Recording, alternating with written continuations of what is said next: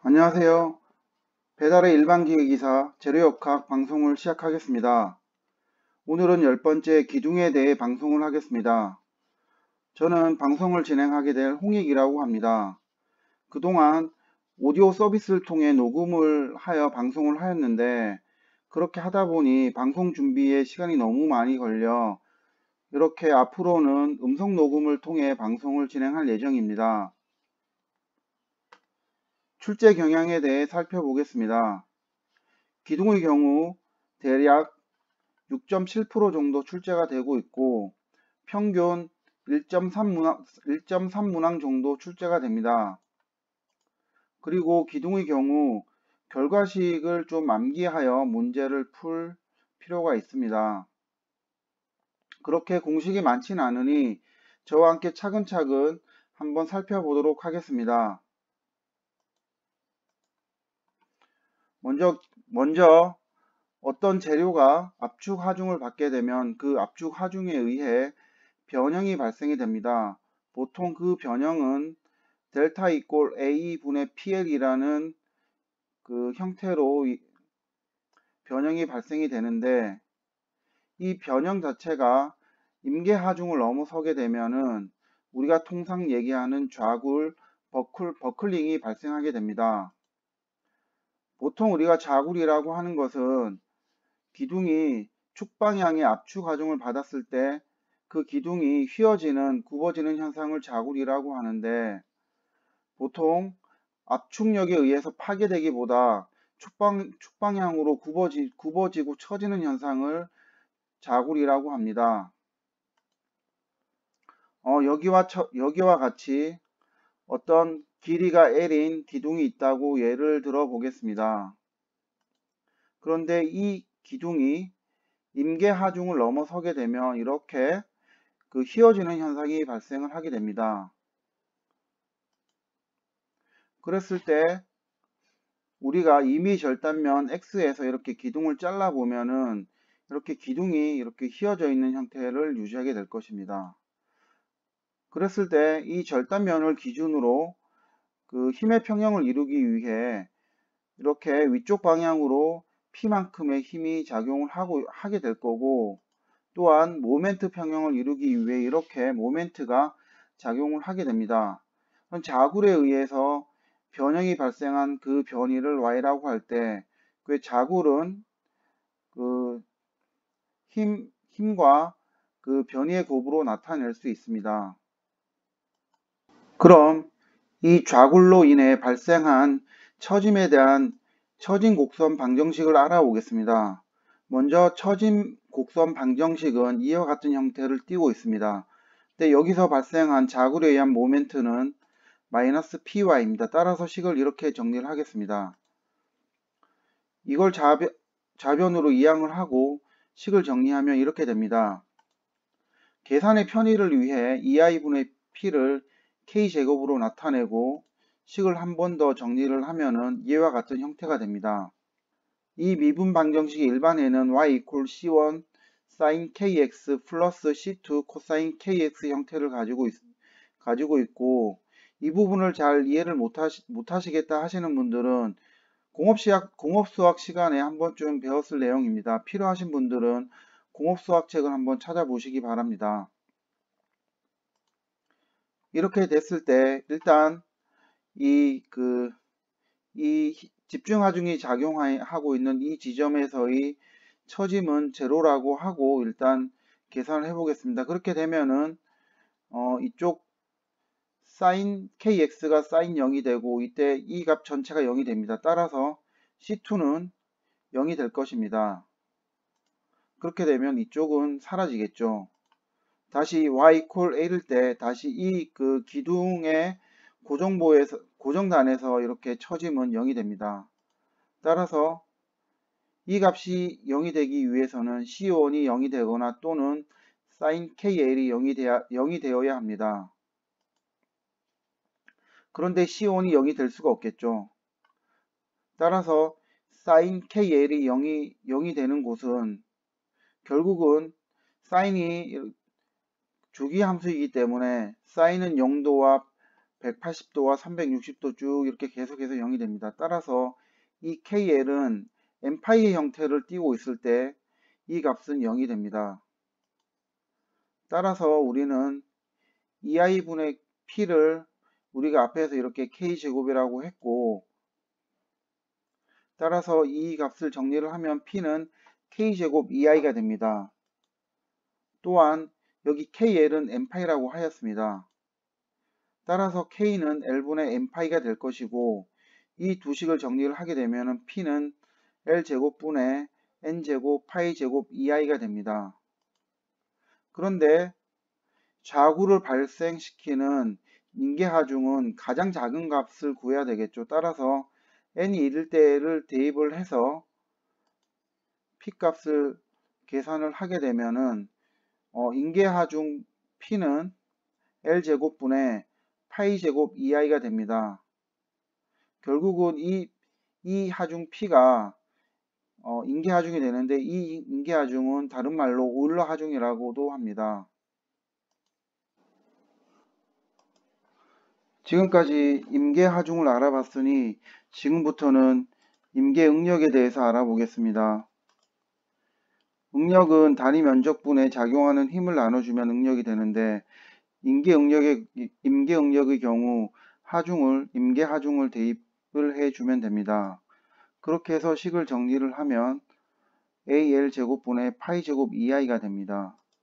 그런데 제가 평면 도형의 성질에서 회전 반경에 대해서 한번 설명드린 적이 있습니다. 회전 반경은 이렇게 단위 면적분에 단면 2차 모멘트를 제곱근을 이렇게 씌우면은 그게 회전 반경을 나타내고 차원은 길이 단위가 나옵니다. 이렇게 회전 반경을 이용해서 식을 나타내면 이렇게 됩니다. 회전 반경에 대한 약자는 RG라고 표시를 하도록 하겠습니다. 이것을 다시 한번 식을 정리를 하게 되면은 이렇게 나옵니다. RG를 회전 반경을 분모 쪽으로 이동을 시켰습니다. 이렇게 이동을 시킨 이유는 다 있습니다. RG분의 L을 우리는 세정비라고 하는데 보통 세정비는 기둥이 하중을 견디는 정도를 나타내는 값인데 통상적으로 값이 작을수록 큰 하중을 견디는 능력을 가지고 있다라고 보시면 됩니다. 그리고 응력과 세정비에 관련된 그래프를 제가 여기 한번 나타내 봤습니다. 실제 시험하고는 무관합니다. 이렇게 응력과 세정비에 관련된 그래프는 일정한 선까지는 이렇게 그 수평한 상태를 유지를 하다가 어느 지점을 지나면 이렇게 비례적으로 감소를 하다 다시 급격하게 줄어드는 형태를 나타냅니다. 결국은 세정비가 이렇게 커질수록 인계하중은 급격하게 낮아지는 형태를 보이는데 우리는 이러한 형태의 그래프를 율러 곡선이라고 합니다. 넘어가겠습니다. 다시 본론으로 들어가서 기둥의 경우에는 지지점의 형태에 따라서 견딜 수 있는 임계하중이나 임계응력이 달라지게 됩니다. 그래서 결론적으로 임계응력은 보통 상당 길이 또는 유효 길이라고 하는 값에 의해서 그 값이 달라지는데 우리는 L2를 유효 길이 상당 길이라고 하겠습니다. 그러면 이 상당 길이는 K 곱하기 L의 형태를 띠고 있는데 이 K는 계수를 나타냅니다. 그런데 이 K는 특히 유효 길이 계수라는 형태로 나타나게 됩니다. 따라서 임계하중을 그 상당 길이로 바꿔주면 이러한 형태로 되고 상당 길이 L2 대신 KL을 대입해서 식을 정리하면 이렇게 나옵니다. 임계응력도 동일하게 식을 정리할 수 있습니다. 여기 나와 있는 이 L 대신 상당 길이 L2를 대입해서 식을 정리를 하면 이렇게 되고요. 그 다음에 L2 대신 KL을 대입해서 이렇게 식을 한 번 더 정리를 해줬습니다. 그리고 회전 반경이 A분의 I 루트니까 루트 a분의 i니까 이걸 대입해서 식을 정리하면 이와 같은 형태로도 나올 수 있습니다. 실제로 이 부분은 시험에서 자주 출제가 되는 부분이라서 반드시 알고 계셔야 됩니다. 실질적으로는 이 임계하중이 L분의 파이제곱 EI라는 것만 알고 계시면은 나머지는 충분히 다 유도해서 알 수 있는 부분이라서 그렇게 크게 부담이 되는 부분은 아닐 것이라 판단됩니다. 그리고 고정 기둥의 지지점의 형태에 따라서 앞에서 말씀드린 유효 길이 개수는 이렇게 다 값이 달라집니다. 실질적으로 이 값들은 시험을 볼 때 주어지지 않는 경우들이 대부분이기 때문에 반드시 이렇게 암기를 하고 계셔야 됩니다. K 값이 2인 경우에는 여기 나와 있는 것처럼 한쪽은 이렇게 고정이 되어 있고 한쪽은 이제 자위단으로 되어 있는 경우에는 K 값이 2이고 양단 고정인데 회전이 가능하도록 되어 있는 지지점 경우에는 K 값이 1, 위쪽만 이렇게 회전이 가능하도록 되어 있는 지지점은 0.7, 그 다음에 양단이 다 고정되어 있는 지지단 같은 경우에는 K가 0.5를 나타냅니다. 그러면 문제를 같이 한번 풀어보겠습니다. 첫 번째 문제는 좌굴하중을 구하는 문제네요. 일단 양단이 자유롭게 회전을 하므로 유효 길이 계수 K는 1입니다. 따라서 임계하중 P는 KL 제곱분의 파이 제곱 EI가 되고 여기 이제 식을 정리하면 되겠죠. 그 다음에 사각기둥이니까 단면 2차 모멘트는 12분의 밑변 곱하기 높이 3승입니다. 그리고 여기 10의 마이너스 3승을 해준 것은 문제에서 킬로뉴턴을 구하도록 되어 있어 가지고 이렇게 해준 거고, 이렇게 하면은 바로 킬로뉴턴이 나오게 됩니다. 그래서 계산을 하게 되면은 64.3 킬로뉴턴이 됩니다. 2번 문제입니다. 이렇게 파이프 형태의 어떤 기둥이 있고 그 파이프 형태의 기둥에 어떤 세장비를 구하는 문제입니다. 일단 세장비를 구하기 위해서는 회전 반경을 먼저 구해줘야 되겠죠. 그래서 이렇게 밑에 부분은 단면적, 분자는 2차 단면 모멘트를 정리하면 이렇게 됩니다. 그럼 면적하고 단면 2차 모멘트는 제가 설명 안 드려도 왜 이렇게 되는지 아시겠죠? 그렇게 해서 계산을 하게 되면은 회전 반경은 0.03이 나옵니다. 따라서 세장비는 간단하죠. 회전 반경분의 기둥의 길이니까 이렇게 해서 식을 정리를 하게 되면은 세장비는 100이 됩니다. 세장비 관련된 문제도 자주 출제가 되기 때문에 잘 알고 계셔야 됩니다. 그리고 3번 문제입니다. 3번 문제 같은 경우에는 하나는 직사각형 기둥이고 다른 하나는 원형 단면 기둥이네요. 이렇게 됐을 때 세장비가 같다고 했을 때 두 기둥의 길이비를 구하는 문제입니다. 그래서 이렇게 제가 써놨는데 사각 기둥의 세장비와 원형 기둥의 세장비는 같습니다. 따라서 이렇게 식을 정리를 하면은 이쪽은 사각 기둥의 세장비, 우변은 원형 기둥의 세장비가 됩니다. 따라서 우리가 구해야 되는 게 L분의 L2이므로 이 식을 이렇게 L분의 L2로 정리를 하겠습니다. 그렇게 하면은 이렇게 정리를 할 수 있겠죠. 그래서 다시 이렇게 정리를 하면은 분모는 A2, I1, 그 다음에 분자는 A1, I2가 됩니다. 따라서 각각 그 값을 대입해서 정리를 하면은 2.17이 나오네요. 그렇게 어려운 문제는 아닙니다. 그 다음에 뭐 당연하겠죠. 단면 2차 모멘트의 사각기둥의 단면 2차 모멘트 같은 경우는 당연히 이제 긴 쪽을 밑변으로 보시고 기둥의 짧은 쪽을 높이로 보시고 단면 2차 모멘트를 계산하시면 됩니다. 그 다음에 장주에 임계하중이 작용을 하고 있고 그때 자구 능력이 어떻게 되느냐, 그리고 문제에서는 세로 탄성 계수, 그 다음에 기둥의 회전 반경 길이가 이렇게 주어져 있네요. 그러면 일단 이렇게 자유단의 임계하중이 이렇게 작용하고 있는 경우이니까 유효 길이 계수는 2가 됩니다. 그리고 임계 응력을 정리를 하게 되면은 이 앞에 있는 이 부분은 임계 하중이 되겠죠. 임계 하중을 이렇게 단면적으로 나눠주게 되면은 이게 임계 응력이 되고, 그 다음에 회전 반경 R이 나와 있는데 R은 이렇게 회전 반경 R은 루트 단면적 분의 단면 2차 모멘트가 됩니다.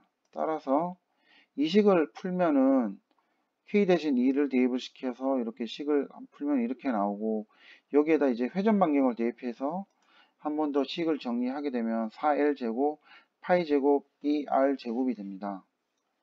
이렇게 해서 일단 그 기둥 일반 기계기사 그 문제집에 보면 장주라고 되어 있는 부분인데 그 부분은 일단 다 끝났습니다. 아니네. 한 문제가 더 남았네요. 뭐 이렇게 되어 있는데 K 값이 양당 고정이니까 0.5가 되겠죠. 이거는 뭐 계산 안 해도 뭐 다 아시는 내용이니까 암기만 하고 계시면은, 이렇게 해서 앞에 제가 그 보여드렸던 그 각 지지점의 형태에 따른 유효 기류 계수는 이렇게 암기를 하고 계셔야 됩니다.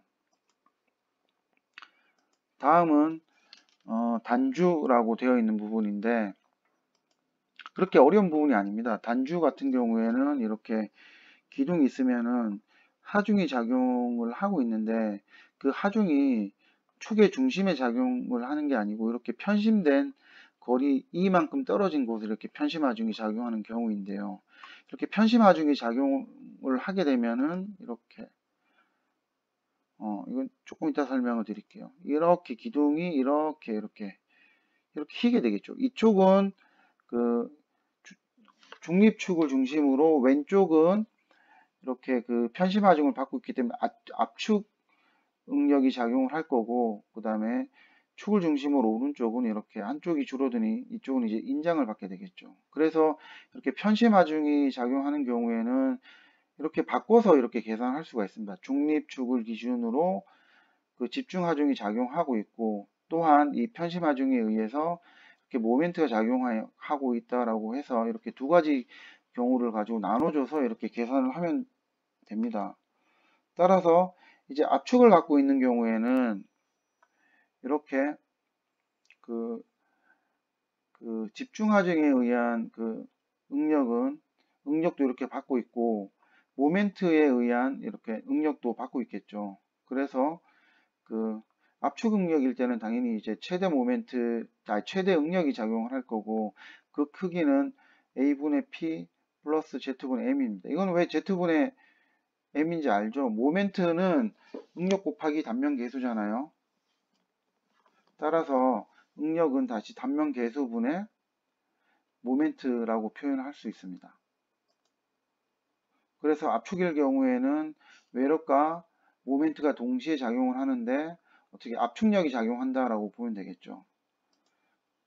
그런데 이쪽 축을 중심으로 오른쪽 같은 경우에는 압축과 인장을 동시에 받고 있다고 보시면 돼요. 그래서 그 편심하중에 의해서 발생되는 중립축에서의 집중하중은 이렇게 그 압축을 받고 있고, 이 모멘트가 이쪽은 이렇게 압축을 작용을 하고 이쪽은 이렇게 상대적으로 이제 미는 힘이 작용을 하기 때문에 인장력이라고 봐서 이렇게 마이너스 Z분의 M으로 표시했습니다.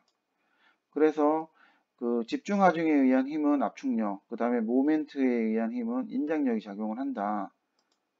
그리고 특히 그 문제를 푸실 때 부호를 좀 주의해서 생각을 하셔야 되는데, 기둥이라는 것은 거의 99.99%가 다 압축 하중을 받고 있습니다. 따라서 기둥에서는 압축력을 플러스라고 하고 인장력을 마이너스라고 표시를 하겠습니다. 그리고 마지막으로 핵반경이라는 것이 있는데, 이 핵반경 안에서는 여기 나와 있는 것처럼 인장력은 작용하지 않고 순수하게 압축력만 작용하는 그 부분을 그 핵반경이라고 보시면 됩니다. 그래서 그 압축 응력만 작용을 해야 되기 때문에 a분의 p 마이너스 z분의 m이 결국은 0이 되는 그 값을 저희가 이제 구하면은 그게 이제 압축 응력만 작용하는 범위를 저희가 구할 수 있습니다. 그리고 압축 응력만 작용하는 그 편신거리, 임계거리가 결국은 핵반경을 나타내는 겁니다. 어차피 뒤에 또 문제가 있기 때문에 자세한 거는 뒤에서 한번 다시 같이 풀어보도록 하겠습니다. 그리고 앞에서 설명을 드렸었는데 핵반경 내부에는 당연히 압축 응력만 작용합니다. 말씀드렸듯이 핵반경이라는 거는 압축 응력만이 일어나는 임계거리를 나타내는 것이라고 보시면 됩니다. 관련 문제를 한번 풀어보겠습니다. 1번 문제입니다. 이렇게 편심 압축 하중을 받고 있고 인장 응력이 발생하지 값을 구하여라. A 값을 구하여라. 결국은 핵반경 핵거리를 구하는 문제네요. 따라서 시그마 미니멈이 0이 되는 그 값을 찾으면 되겠습니다. 따라서 이렇게 시그마 미니멈은 a분의 p 마이너스 z분의 m인데 이 값이 0이 돼야 되겠죠. 그래서 모멘트 m은 여기서 m은 p 곱하기 a가 됩니다. 따라서 식을 한 번 더 정리를 하면은 그 단면적은 4분의 파이 d 제곱이고 그 다음에 그 단면 계수는 32분의 파이 d 3승입니다. 그래서 이게 0을 만족시키는 a의 값을 찾아주면 되는데 이렇게 계산하면은 a는 8분의 d가 됩니다. 따라서 제가 이렇게 한번 그림으로 표현을 해봤는데 이렇게 8분의 d 이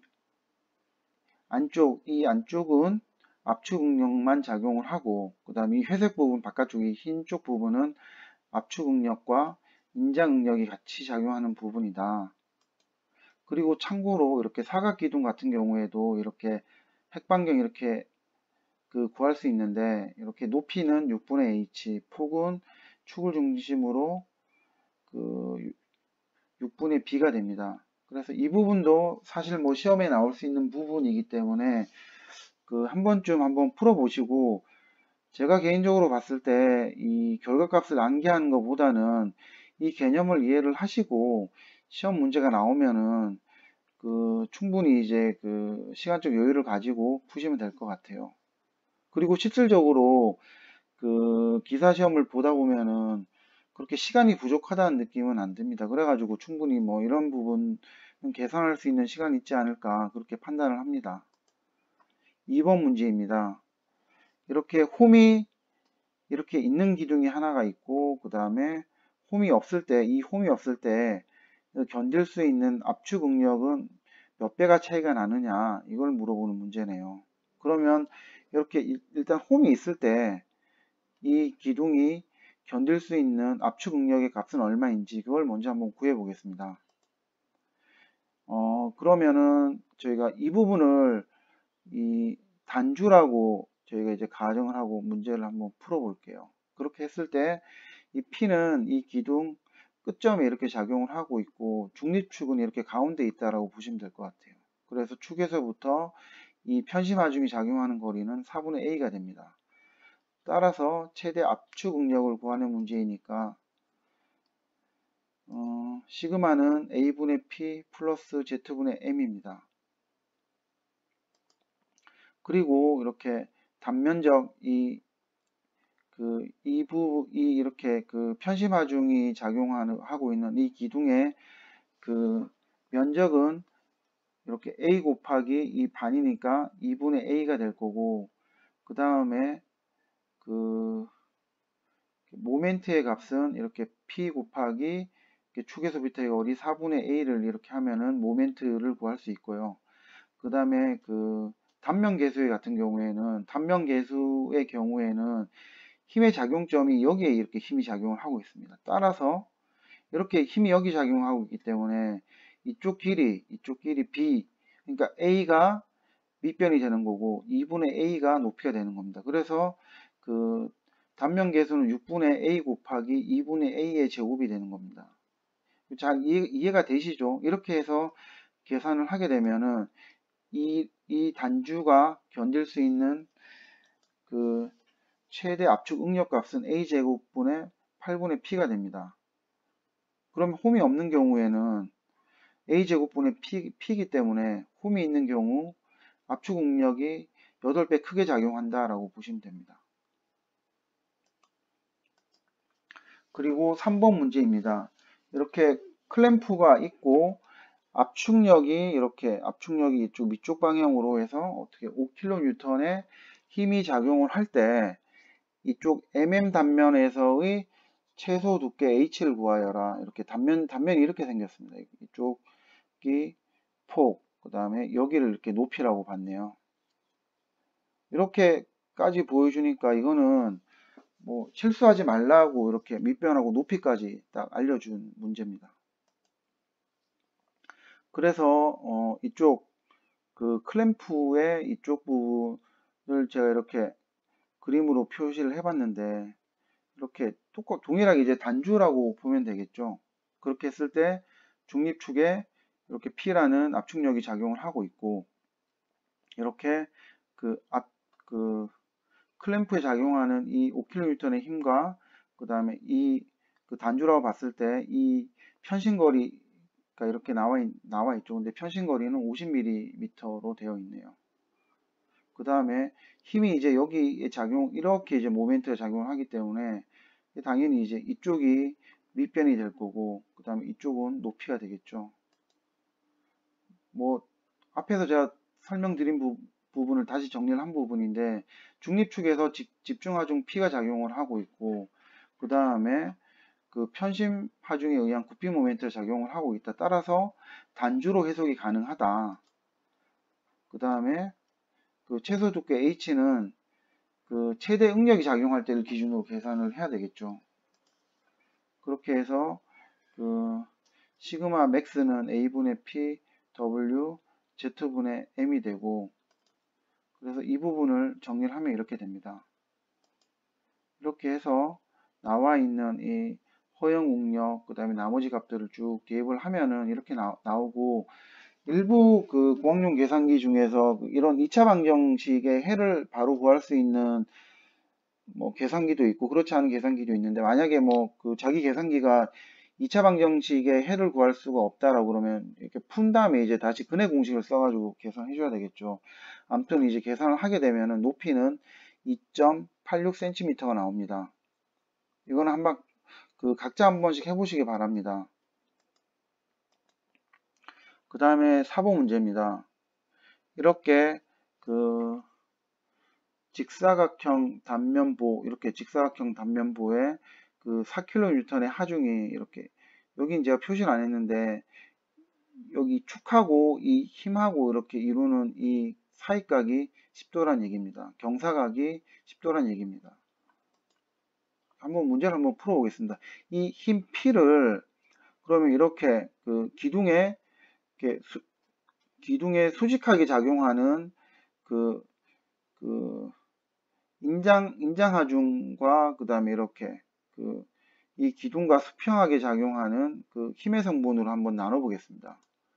그렇게 했을 때 이쪽을 X방향으로 했을 때 X방향으로 작용하는 힘은 인장 응력을 발생을 시키고 있고, 그 힘을 PX라고 했을 때 그 PX는 P 곱하기 10도기 때 경사각이 10도기 때문에 P 코사인 10을 해주면 되고, 그때 그 인장 응력을 발생시키는 인장하중은 약 3939 뉴턴이 됩니다. 그리고 Y 방향으로 작용하는 그 힘 PY는 이렇게 밑으로 이렇게 작용을 하고 있고, 당연히 구피 모멘트를 발생을 시키겠죠. 그리고 그 구피 모멘트를 발생시키는 힘 PY는 P 사인 10을 하게 됩니다. P 사인 10을 하면 됩니다. 그렇게 해서 계산을 하면은 약 694 뉴턴이 나옵니다.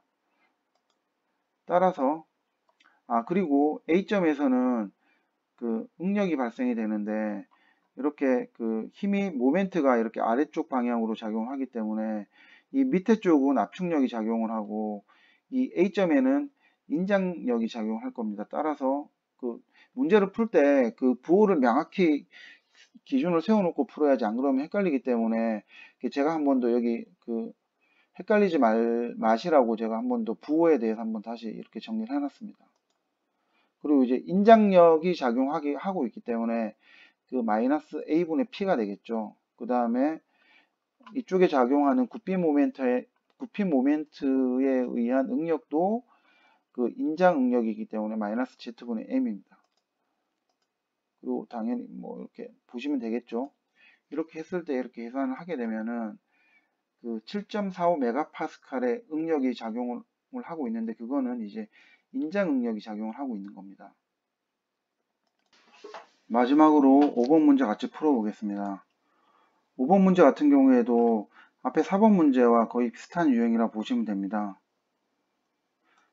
동일하게 이렇게 어떤 블럭이 있을 때 그 편심하중이 작용을 하고 있고, 편심하중은 이렇게 중립축에 의한 집중하중과 중립축에서의 모멘트로 이렇게 바꿔서 저희가 해석을 하면 됩니다. 따라서 당연히 이제 그 집중하중은 10kN이 작용을 하고 있고, 모멘트는 이렇게 힘 10kN이 작용하는 작용점에서부터의 거리니까 이렇게 2m가 되겠죠. 그래서 10 곱하기 2를 하면은 20kNm가 됩니다.